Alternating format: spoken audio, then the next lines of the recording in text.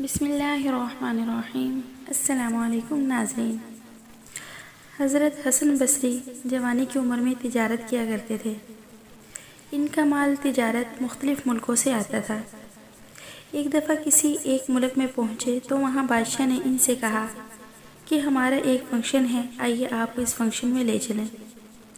حسن بصری رحمہ اللہ علیہ ان کے ساتھ چلے گئے۔ ان کا قافلہ اس بادشاہ کے بیٹے کی قبر کے قریب جا کر رک گیا۔ وہاں پر انہوں نے ایک عجیب منظر دیکھا کہ کچھ نوجوان اس کی قبر کے ارد گرد چکر لگا رہے تھے۔ پھر کچھ لڑکیوں نے جن کے ہاتھ میں ہیرے جواہرات تھے اس قبر کے ارد گرد چکر لگایا۔ پھر حسین و جمیل لڑکیوں نے اس قبر کے ارد گرد چکر لگایا۔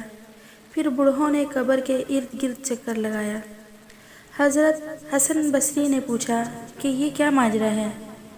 انہیں بتایا گیا کہ جن نوجوانوں نے قبر کے ارد گرد چکر لگایا، گویا وہ یہ کہہ رہے تھے کہ اے شہزادے، اگر موت کو ٹالا جا سکتا تو ہم اپنی جوانیاں قربان کر کے تجھے مرنے سے بچا لیتے۔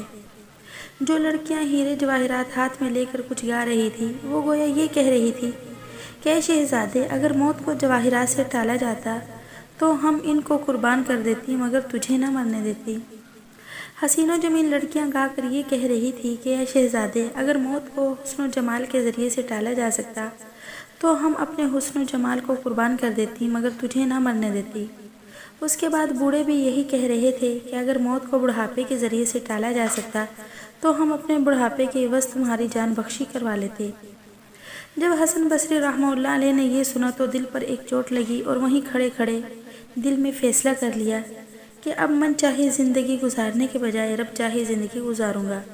چنانچہ پھر اتنی عبادت کی کہ مشہور تابعین میں شمار ہوئے اور اس طرح یہ واقعہ ان کی توبہ کا سبب بنا۔